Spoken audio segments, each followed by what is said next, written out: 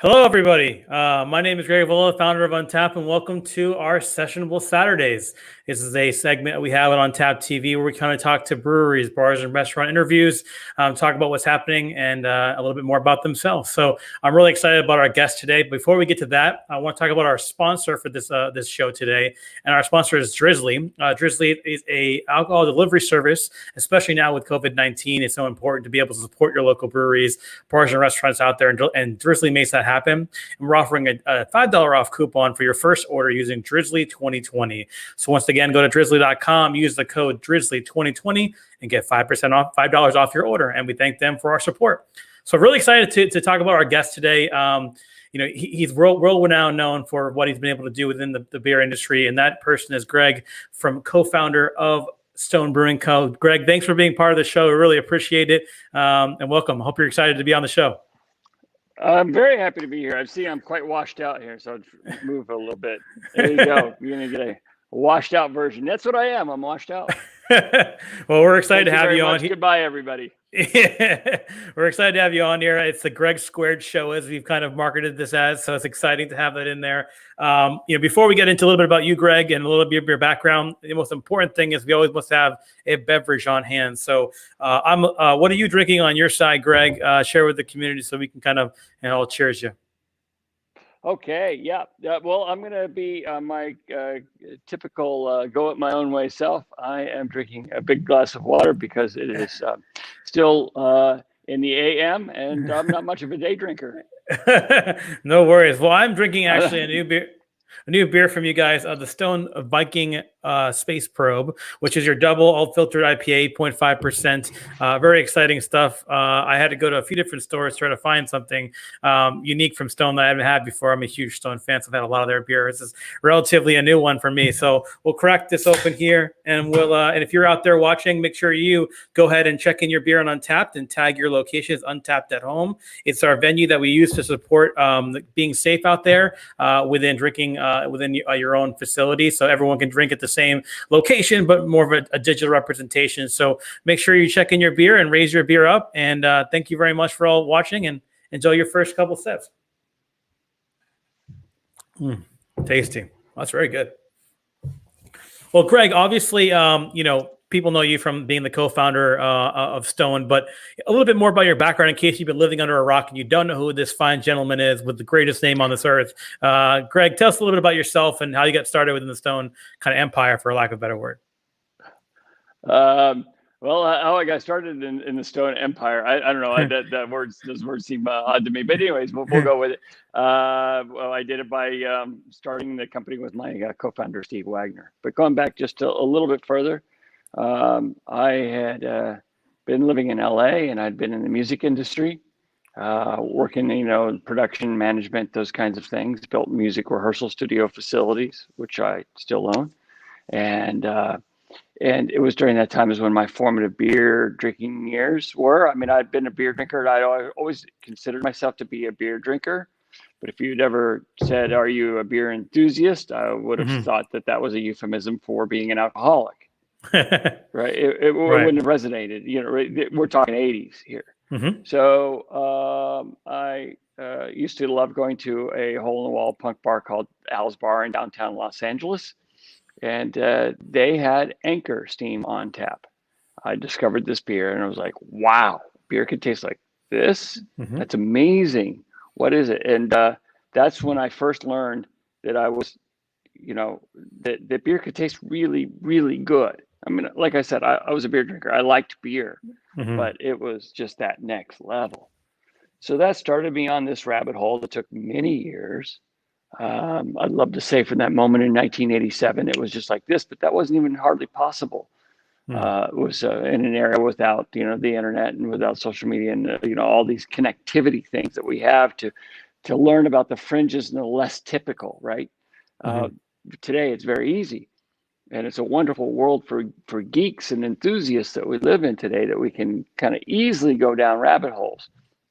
Well, that time it took a while, but I started going to small breweries and brew pubs and so on. Eventually I said, I've got to join this fight, this revolution, this craft beer thing. Microbrews, as they were called at the time. And I just started getting really, really into it. I met my partner, Steve Wagner. We'd actually met in the music industry in the early 90s, and then a little bit later, but still in the early 90s, a couple of 2-3 years later. Actually, I met him end of 89. And then I think it was around 93. We had both signed up for a class at UC Davis called a sensory evaluation of beer, little weekend day class.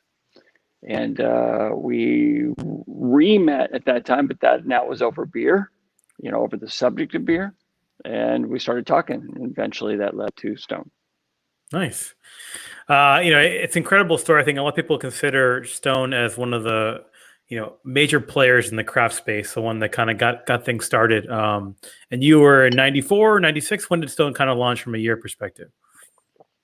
Well, 96, we released our first keg of beer on July 23rd, 1996. Nice. A day in infamy. You know exactly the day. It's all good. So fantastic. Talking a little bit more fast forwarding to where we are today. Obviously, it's a pretty crazy situation that we're in right now. How is this? How is Stone kind of taking its footholds in for things like social distancing, and what is the brewery or your locations doing? Can you give us a little update on what's happening on that area? Oh, sure. Well, we're trying to eke by as best we can. This has been, I don't need to describe all the things because we all know all the things, right? Right. And all the feels and all the concerns, and we are all living this thing together. Our individual stories are a little bit different here and there, but broad story is the same. So what we're doing is we have done our best to operate out of the restaurants and our tap rooms with curbside to-go orders, to-go pickups, as well as using some of the delivery services for our food, for crowlers of beer. This hasn't been a good age for environmentalism because, I'm just talking about Stone, but all the plastic packaging, one way, single-use packaging is like the scourge of the planet. Yep. I agree. Yet everything has been, focused on single-use, one-way packaging, and there's some alternatives out there, but that's a tough look. I quickly already went down the rabbit hole. It's like I'm drinking beer. Well, the good part is just my nature. Exactly. Well, it's funny. I live in Connecticut, Greg, and we actually invoked the removal of the single-serve plastic bags about 3 months ago, and then they're back now. So it's because, it's just like, wow, we made some progress. Now we're stepping back. But ultimately, the biggest concern right now is make sure people are safe and healthy and be able to get and support the businesses that they love. And unfortunately, sometimes you have to use those avenues there. Right. So it's good to know there's no question that dying is not eco-friendly. No, it's Believe it or not. Yeah. It's really good that you're able to be able to support your fans out there that want to be able to buy your beers, having delivery, also with your amazing food that you guys did. I had the pleasure. I feel like they're supporting us, by the way. True. Yeah, that's very true. And it's mutual, of course. We want to be able to provide people with what they want, the good flavors and all this kind of thing. But, oh man, yeah. Yeah, I mean, your facilities you have there in both the Escondido location and Liberty Station, as well as other ones across the country, they're pretty amazing to kind of to see the design and the architecture. If you've never been to one of those locations, I highly recommend. Obviously, not in this time, but when things get a little bit clear, definitely take a trip out to California and check out the Liberty Station spot or the Escondido location. Where did you get your kind of idea for putting all these architectural feels within kind of a brewery restaurant? Because it's very unique. It's something I've never seen before. Yeah. So the story is we spent our first 10 years from 96 to 2000, the very, very end of 2005 in a very typical, they call it racing stripe industrial, so it's got it's a concrete tilt-up building with just like a stripe of color along the top for perfunctory meeting code requirements. Most generic, most boring thing you could ever imagine. And we had sort of that typical glass storefront style entry, again, unremarkable on any level, and then fingers of landscaping. So you got your parking spot, and then you got that little strip of landscaping where it's required for a tree and some bushes, right? And this is all code minimum requirements to fit, within the city codes that was built by the developer, and it was built years before we occupied any suite. And I would sit in my desk and work all these crazy long hours, and I would look outside to the beautiful weather that we were having in North County, San Diego, and just Jones, like, why can't I just go out there and relax and have a beer? Not even on the sidewalk in the parking lot, even though it was kind of not so special. But we couldn't, because we had strict ABC guidelines, the threshold of the door, and that's it. Well, when we were setting about building our new brewery, we were able to get some adjacent land directly. That's a detention pond, which is part of the 50 or 100-year storm protection plan that big developments have. And we were able to incorporate this as gardens. And essentially, I overreacted from 10 years of feeling cooped up. It was an overreaction. And I also I mentioned very briefly the music rehearsal studios, which I've built, developed, and own, operate, and I've done them in big old warehouse buildings. And I love physical volume. As you can see, my house that I picked here, I have the great room here. It's got physical volume to it. That's just I love that. And so I really wanted to incorporate that, and that's what we did. I mean, our ceilings are 25 feet tall in Escondido, and we have big roll-up doors, glass roll-up doors, essentially glass pane garage doors, if you will. We come up and bleed the indoor and the outdoor, and it's so beautiful in this part of the world. Mm-hmm. Yeah, I mean, I remember when I visited with my wife about 5 or 6 years ago now. We were actually engaged at the time, and I remember walking in there, and she said, "Oh, this is an amazing place. I would like to get married here." I'm like, "Well, okay, let's talk to someone right now and get that locked up." I think it's an amazing kind of representation. We've had lots of weddings. Yeah, I assume, many weddings. Yeah, I mean the representation of the stone slabs for where you sit down in the restaurants to the gardens in the back. I think it's an amazing, unique experience. I think there are a lot of breweries out there, and you can probably identify exactly where they look like and where they are, industrial parks and big buildings. But it's nice, refreshing to see something different when you walk in and have a beer from that side on that front. If you have questions, we helped start the beer garden revolution. I mean, it was going back. Have you ever read Ambitious Brew by Maureen Ogle? I have not read that one. It's an excellent book. It's really the sweeping history of beer in the United States from the 1800s and forward. And so beer gardens used to be a thing, a thing in the United States. Like, that was the thing to go do on Sundays. They were massive. I mean, beyond any scale that we can even begin to imagine today. Acres and acres and acres and acres. Less beer style choices. So we've got that. But it's a little bit of a return to let's, be outside. Let's connect with each other. Let's, it's not necessarily, people take a stroll. Yeah, you take a stroll with your beer and yeah.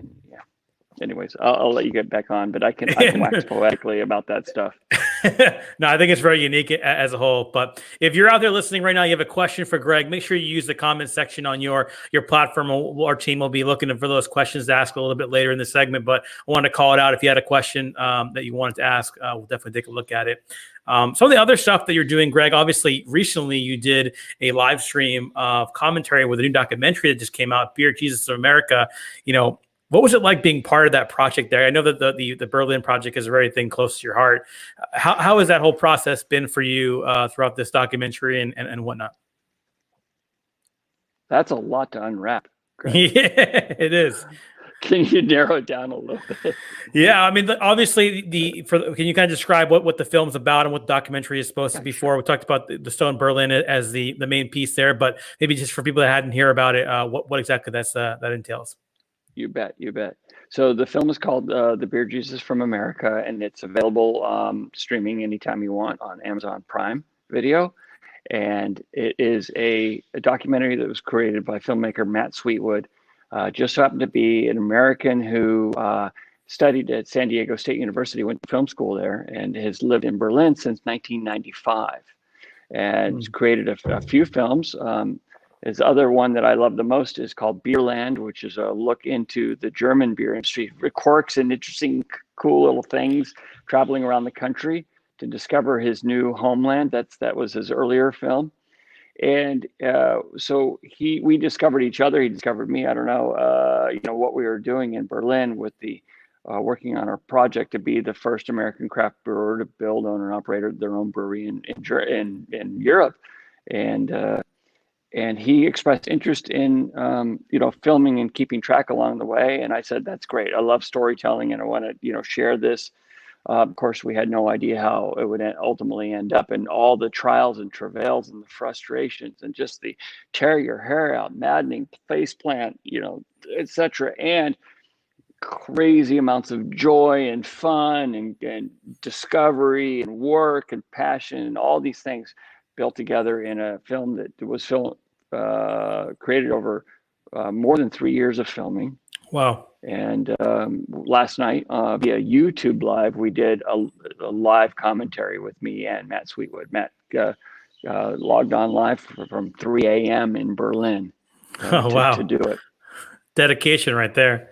Yeah. So if you haven't had a chance to look, you're watching right now, haven't had a chance to check them out, you don't have Amazon Prime, I'm not sure who doesn't have Amazon Prime at this point in the world. Definitely check it out. We had a chance to watch it here, and we're definitely thrilled with it. And it's a interesting story. I think that, whenever you see something that's filmed over a long period of time, that was my next question, is like, how long did they film that? It's crazy to see like all the progression there with all the things you're trying to do. And it's very interesting. Why don't we please leave a review, ladies and gentlemen. Please leave a review. Leave a review. For Matt Sweetwood, not for me. There's somebody who left a review about me. I don't know about this Greg character. I don't think I like him. I like.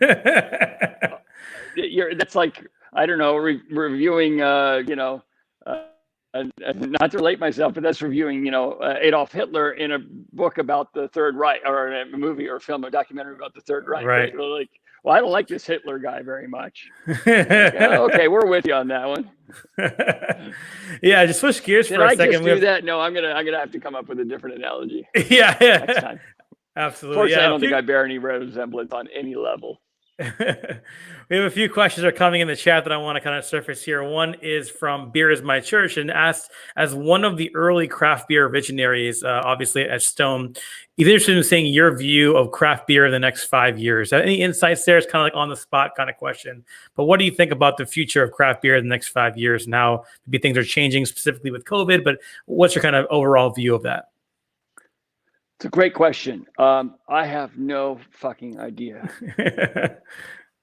I don't. There was, in the first 5, maybe stretch it generously for me to the first 10 years of craft brewing and our presence in it. I felt that I knew what was going on, and since then it goes like I couldn't have predicted. Well, clearly I couldn't have, because when the hard seltzers first started coming out a couple of years ago, I said, no way. That stuff just tastes like crap. I mean, it's empty. It's like, if I take a sip, I feel like I have less in me, like it sucked air and life out of me. Suck some of my soul. Well, it definitely is soul sucking. There's no question about that. Right. And of course, the unfortunate souls who have had their souls sucked out of them, they don't believe that that's happened because they can't tell. That's one of those weird little twists. Right. If you know somebody who's drinking hard seltzer, help them. Reach out to them. They may need some tough love. So I have no idea what's going on. I really don't.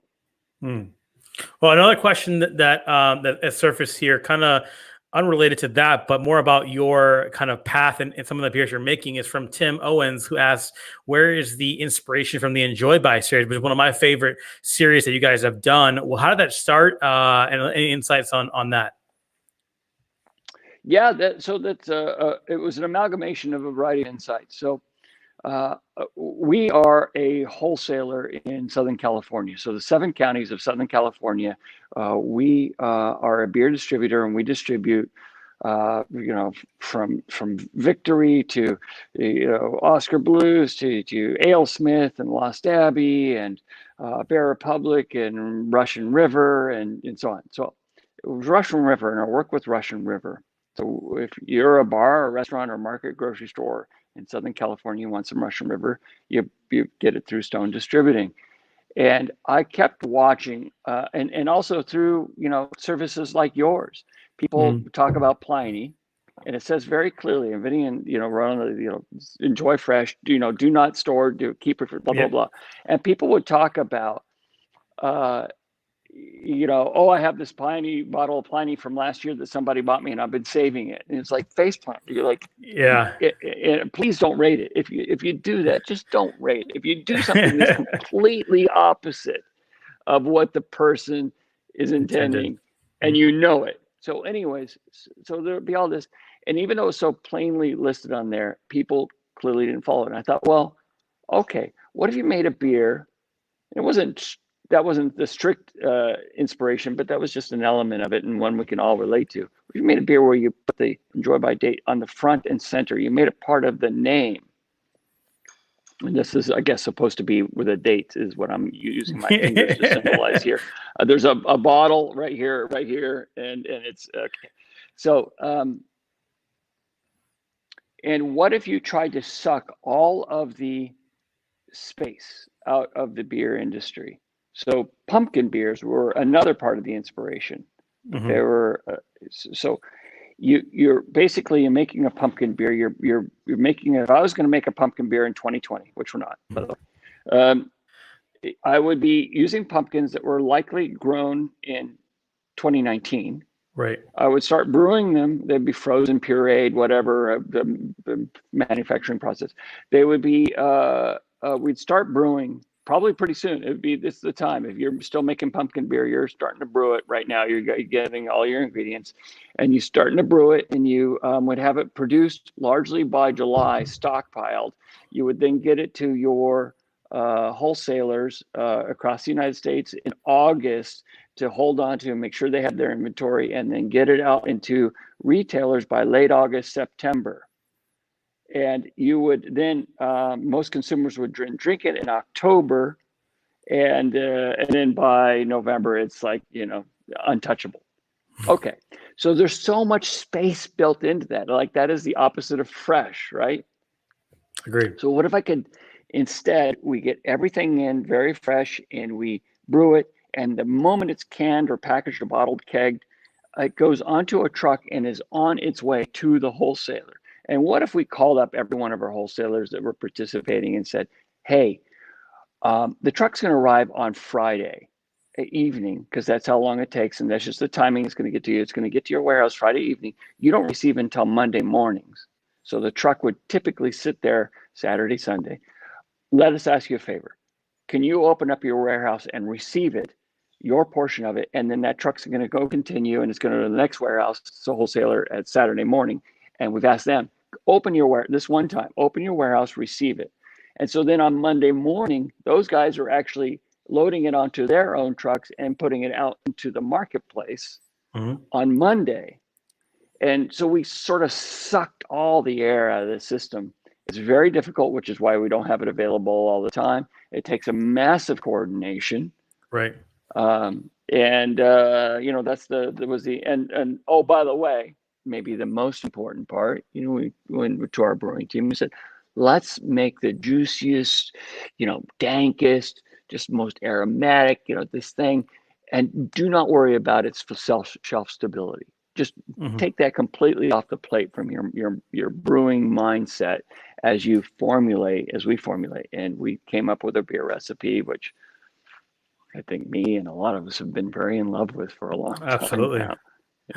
So that was it. That long explanation, but frankly, it's hard doing this every time, because people throughout the entire industry, our brewers, our packaging team, truck drivers, and logistics people, all our wholesalers, their sales team, etc. And another thing that is normally they would get a beer, to be normal, that they would get a beer into a warehouse, and then they would say to the sales team, we have this now available for sale. And the sales team would then go out to all their retail customers and say, okay, you can now order this, right? And we just took all of that and we front loaded it. This is going to be coming in, have it sold already. Right. Because most beer wholesalers, it doesn't work that way. You can't sell a beer you don't have yet, just because logistic things may mess up. You got the idea. So, there you go. Awesome. And that's why it's never been copied. Yeah. Well, on a functional level, because it's just too much. Yeah, I've always wondered that too, especially when you go to a bottle shop. Is there agreements that you have with these people in the distribution area where they can't have it on the shelf after it's gone, or the users or the people that are buying it just say, you know what, why are you carrying Enjoy by 320 and today's May 5th? Like, how does that work from a education perspective for the people that are selling it? That's a face plant, because I thought, okay, here's what I love to do. I love for the brewer, the retailer, the wholesaler, and the consumer, the four pieces, to all be on the same page. I'm a beer geek. I'm something like, I had, as you know, I had trouble logging into this thing. Make it simple for me. Okay. Just make it simple. I don't want to have to guess. And so I wanted to remove all guessing by putting that date on the label in large letters, in large font. It still doesn't work. And it baffles me. Baffles me that a retailer will allow that to sit on their shelves. We try to minimize it, and of course, it's less than 1% that is still on the shelf. But I hear about 99% of that less than 1%, and people talk about, this Enjoy by is still on the shelf. You're only noticing it because it's, I get that. Fair enough. But it happens. It happens. I don't know. It's not supposed to. And by the way, of the most recent, the 420 Enjoy by, I still have a couple of cans of it in my fridge. Damn it. And as a consumer, which I am in this particular equation, because it's in my personal fridge, I get to make that choice. Right. It's true. That's Very my true. own damn choice. Right. It's the retailer and the wholesaler that should not be able to make that choice with this beer. It's very clear. Make sure it's sold. And if a consumer wants to hold on to it, drink it whenever they damn well please. Right. And I'm actually looking forward to, I'm going to have it this week. There you go. Almost pop it right now if it wasn't still morning. Another question we have from Alan, specifically around beers that you guys have brewed. Any favorite collaborations? You guys are done a lot of collaborations across the board with many different breweries. Is there one that sticks out in your head as something that was your favorite, or something just has a sentimental value to it? God, we've done such amazing collaborations with amazing people and brewers and such cool stories. Can I say two that just jumped in my head? And then I would, the next time you ask me this tomorrow, I'd come up with two different ones. I own that. I will not. I don't see how I could possibly be consistent with this. But the Zara Oxman, which was with Todd Haug, formerly of Surly Brewing. He was known as the Todd the Axeman, incredible guitar player. Wow. He made a Uber, double, triple, whatever, Berliner Sour, Berliner Weisse at our brewery in Berlin. And it was part of the Stone Berlin groundbreaking collaboration series. And it's just, you open it up and you just get that, that pangs, right here, that thing when you get something sour and you get that anticipation. And you just can't wait. You're like, I can smell it. You get that. I can get it from across the room when somebody opens a bottle of it. And then the other one would be the Wood Stout with our friends Will Wheaton and Drew Curtis. The Stone Farking Wheaton Wood Stout that we come out with every year. It's the only collaboration that we come out with every year, except for, I guess the Chocovesa, which was originally birthed by a collaboration, by a homebrew competition / collaboration. Yeah, I mean, Wood Stout is my favorite personally, and we have a question actually from Edward Candlin. Let's ask, how did this come together? I mean, it seems like Will Wheaton obviously is a big craft beer fan and drinker. He's actually used Untapped quite a bit. But how did that come together? How are you guys connected? It seems like a very odd situation, but the beer is amazing. So how did that get connected from that aspect? Turns out it wasn't odd at all.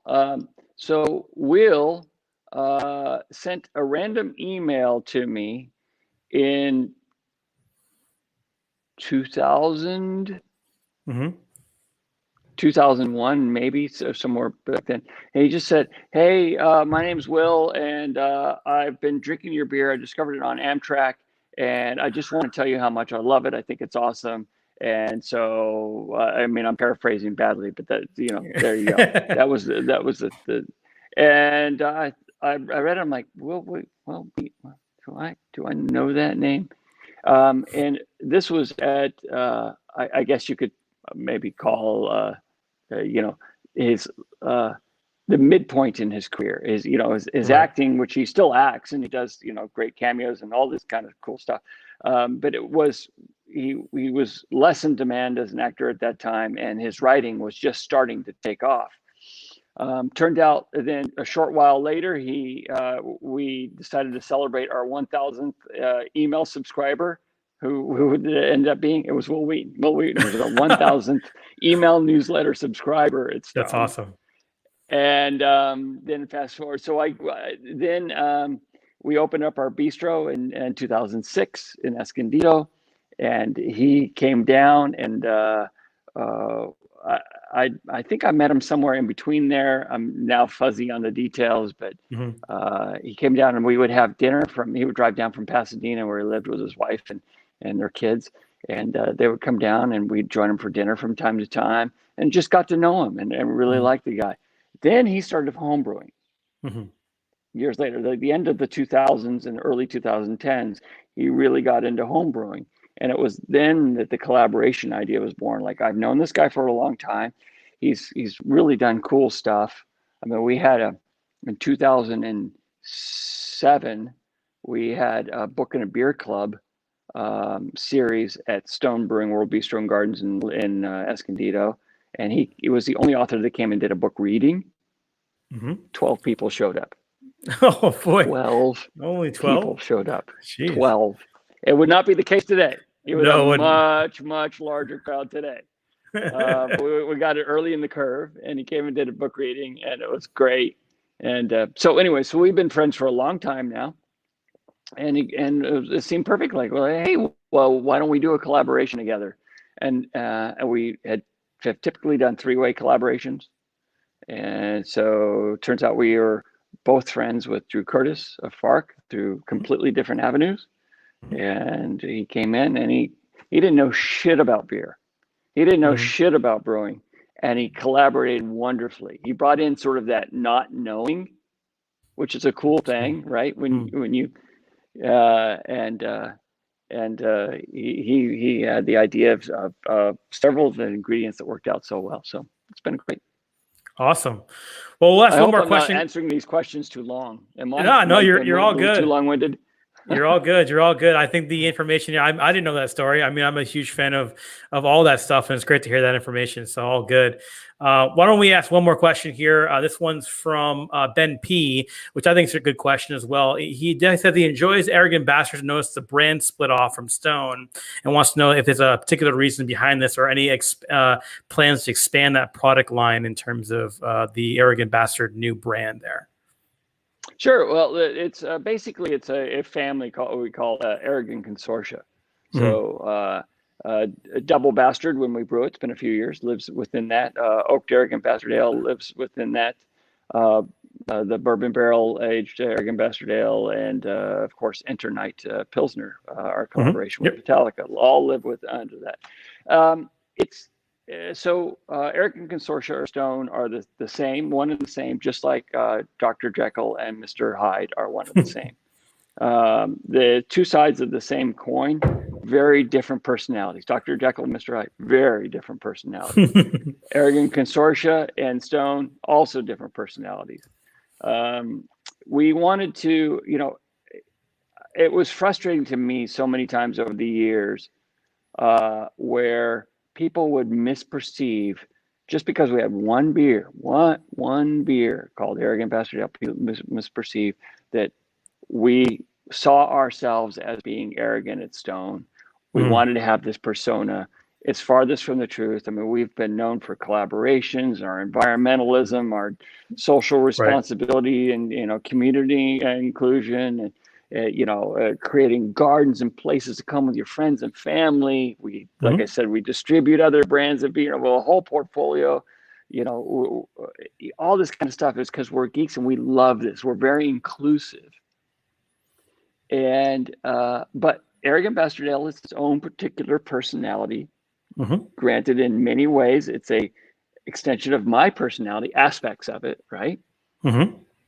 So, okay, we didn't want to change that. So why don't we just let that be its own thing? So we just gave it its, essentially, I'm anthropomorphizing here, but let's imagine that the arrogant bastard, the beer, the bottle, everything about it is an entity. Let's let that entity live and breathe and communicate, think, etc., act in a way that's true to itself without it being what we do at Stone. Well, it kind of is. Again, that Dr. Jekyll, Mr. Hyde thing. So I hope that explanation does it. Do you have any questions? Is it clear? Yeah, no, it's clear as mud. Yeah, I mean, I think that, I remember when we first changed the brand on Untapped to its own brewery and separated it out, I had some questions and they were answered by your team there, and it made perfect sense to me. But it's great to hear you kind of talk through that and kind of explain it to people of the world out there that are listening. I think there's many ways to kind of couch it, and I think that's a good decision to do to kind of separate those. And I like the analogy that you made about Jekyll and Hyde. It makes perfect sense. That's probably the best way to describe it. So very, very good. I appreciate that. Same company, different voice. Exactly. Cool. And actually, I think about music. I'm wearing my Rush T-shirt right now. I think about the music industry. Lots of music labels will have music companies, whatever, record labels will have different labels. Right. For the different styles and genres that they like to focus on with those labels. It's not so different than that. Yeah, makes perfect sense. Cool. Well, Greg, I won't take up too much of your time today. I really appreciate you being part of this. We had a lot of fun here answering some questions from the community. I just wanted to give the people listening a quick update on some programming for Untapped TV, what's coming up next. Next Saturday, we're going to have Phil from the Master Brewery from Two Roads, which is a local brewery for me in Connecticut, come on and talk a little bit about what they're doing, their contract brewing. They're doing a lot of different brands they're brewing from, which is great to see. And then next Thursday, for our virtual happy hour guests, two of people from the Cascade Brewing Company, Mike Mathis and Kevin Martin, that are going to be on there as well, talking all things about their sour project. And if you like sours, you're definitely going to be the one to go after from that perspective in Oregon. I'm not a huge sour fan. I get laughed at every day for that statement, but we're doing that, talk about all the things they're doing with their sour project there. So any words from you, Greg? Any final plugs that you'd like to just talk about in terms of anything with Stone? Obviously, we talked about how you guys are doing delivery at your location. People can find you on delivery apps. Anything else you want to share with the community on how they can get a hold of you guys? I love sour beers. It's an acquired taste. I discovered them. I first discovered them because of Michael Jackson, the famed beer writer. And his Discovery series, the Beer Hunter. I got them on VHS, and I watched them.